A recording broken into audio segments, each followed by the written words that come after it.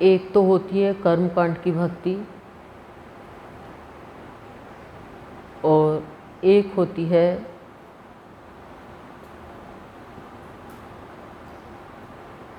आंतरिक भक्ति। आंतरिक भक्ति होती है वो प्रेम की भक्ति होती है, और कर्मकांड की भक्ति होती है वो बाहर में हम पूजा पाठ में लगे हुए होते हैं। लेकिन शांति किस में है? आंतरिक भक्ति में शांति है, प्रेमा भक्ति में शांति है।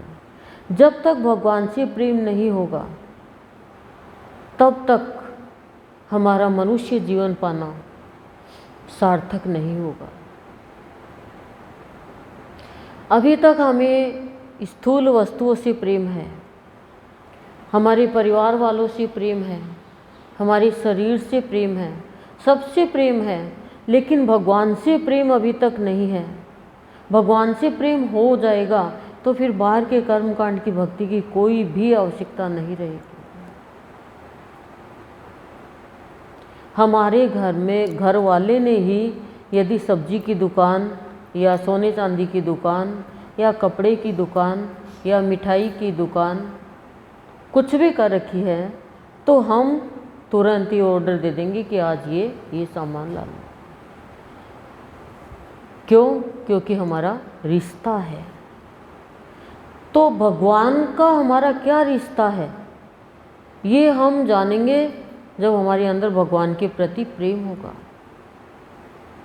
हम सभी भगवान को पुकारते हैं, भगवान का दर्शन भी चाहते हैं, लेकिन रास्ता हमने उल्टा बना रखा है।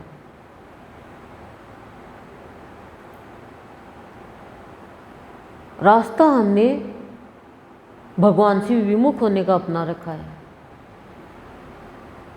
इंसान चाहे कितना भी बुद्धिमान हो, कितना भी पढ़ा लिखा हो, लेकिन भगवान के ऊपर विजय प्राप्त नहीं कर सकता हो, क्योंकि भगवान को ये बाहर की पढ़ाई, बाहर के प्रदर्शन ये नहीं चाहिए। भगवान को तो हृदय का प्यार चाहिए सिर्फ, और प्यार से यदि भगवान को पुकारेंगे तो वो भगवान रुक ही नहीं सकता। हम काम से पुकारते हैं भगवान को, प्यार से नहीं पुकारते। तो काम से पुकारते हैं तो काम तो भगवान वहीं बैठा कर देगा। जैसे एक बच्चा बाहर गया हुआ है, अपने पिता को फ़ोन करके कहता है, पिताजी आप आओ, मेरे लिए पैसे ख़त्म हो गए, मुझे पैसे चाहिए। तो कहा बेटा पैसे के लिए मैं क्या करूँगा, आके मेरा एक दोस्त है वो तेरे को दे जाएगा। नहीं गया, और वो कहे पिताजी मुझे तो आपकी याद आ रही है, एक बार मैं तो आपसे मिलना चाहता हूँ। तो तुरंत जाएगा, मेरा बेटा मेरे को याद करता है। और भगवान तो सर्वव्यापी है। जिन जिन भक्तों ने भगवान को पाया है, आप देखो, मीरा को देखो, रैदास को देखो, तुलसीदास को देखो,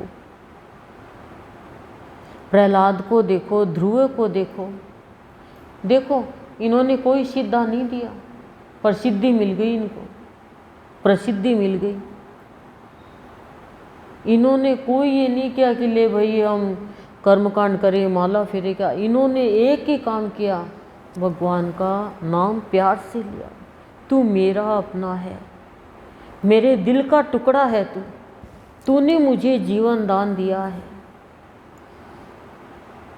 लेकिन मनुष्य आज इतना कृतज्ञ हो गया कि वो भगवान की देन को भूल गया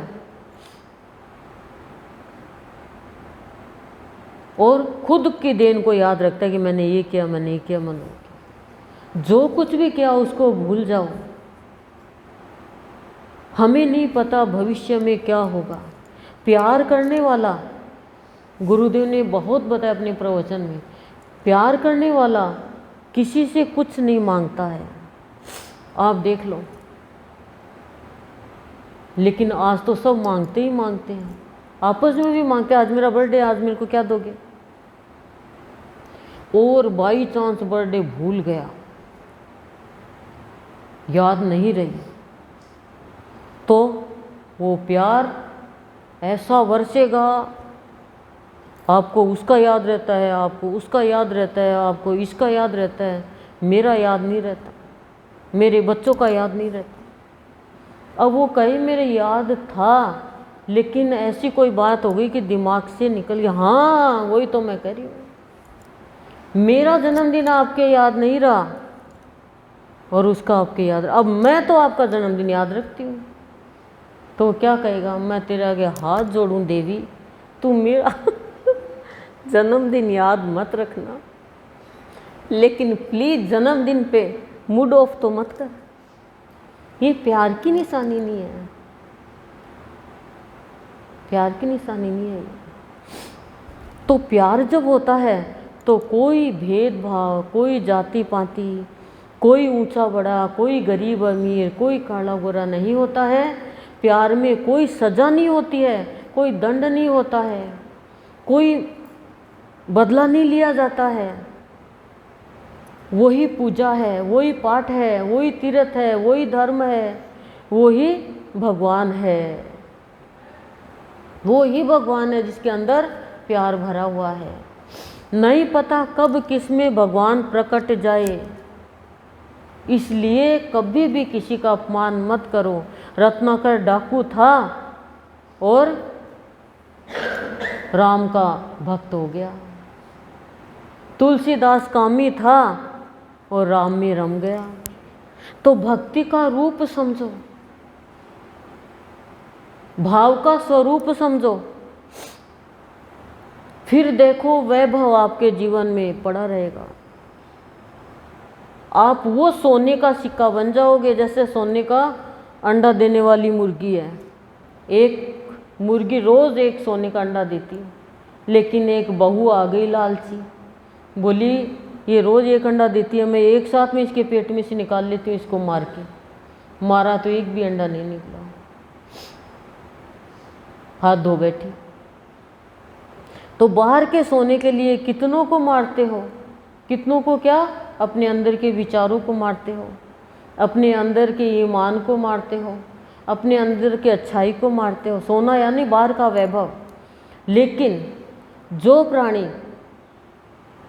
जिस प्राणी को बाबा ने भक्ति दे दी, कौन सी भक्ति, प्रेमा भक्ति, और गुरुदेव ने भाव का झरना बना दिया, तो वो गुरुदेव बाबा की भक्ति और भाव का वैभव बन जाता है, ऐश्वर्यशाली बन जाता है, और फिर वो सबको गुरुदेव बाबा का भाव लुटाता है। और भगवान के लिए वो भक्त सोने का सिक्का, जैसे लक्ष्मी जी है, उनके हाथ से सोने का सिक्का बरसता रहता है, ऐसे वैभव बरसता रहता है उसके जीवन में। जो भी आता है उसके पास में भगवान का भक्त वैभवशाली बना देता है उसको, वो तो प्रेम में वैभवशाली बना देता है। लेकिन बाबा भक्ति देते रहते हैं, बल की भक्ति, मनोबल की भक्ति, कमजोर नहीं पड़ता वो कभी भी। वो भक्ति जिसमें बह जाता है भक्त, और वो भाव गुरुदेव देते हैं, भाव योगी संत, उसमें वो खुद भी तैर जाता है और औरों को भी तैरा देता है। वासना सारी खत्म हो जाती है। हमारी वासना की भक्ति है, हमारी दुर्गंधमय भक्ति है, हमारी सुगंधमय भक्ति बाबा देते हैं, तो रोम रोम से सुगंध भरने लग जाती है। बिना भक्ति के भाव कैसे आएगा? बाबा जब भक्ति देंगे तो ही भाव आएगा। एक तरफ भक्ति, एक तरफ भाव, फिर बीच में वैभव बहता रहता है। भगवान कहते हैं हमारे गुरुदेव बाबा, मेरा भक्त मेरा वैभव है, मेरा नाम ऊंचा मेरा भक्त करता है। अब कौन भक्त है, कितने भक्त है, वो तो गुरुदेव बाबा जाने, लेकिन भक्ति बाबा रोम रोम में रचा देते हैं। यदि प्राणी प्रेम से बाबा को भजता है तो भक्ति जैसे प्रकट हो गई, भाव आ गया, फिर भाव में बह गया तो वो भगवान ही बन गया भाव में, फिर अभाव सारा हट गया। तो सबसे ऊंचा भाव है प्रेम का भाव। प्रेम से भगवान को वश में कर सकते हैं, प्रेम से भगवान से कोई भी कार्य करवा सकते हैं, प्रेम से भगवान को अपना बना सकते हैं। बाकी आप ये सोचो कि मैं इतनी धनी हूँ, इतनी पढ़ी लिखी हूँ, इतने बड़े ऑफिसर की पत्नी हूँ, मेरे बच्चे इतने अच्छे हैं, ये भक्ति में कोई वैल्यू नहीं रखते हैं भैया। भक्ति में वैल्यू रखता है सिर्फ और सिर्फ प्यार, प्रेम, प्यार, भगवान से प्यार करो। प्यार कब होगा? जब भगवान से रिश्ता बनेगा। ओम शांति शांति प्रशांति।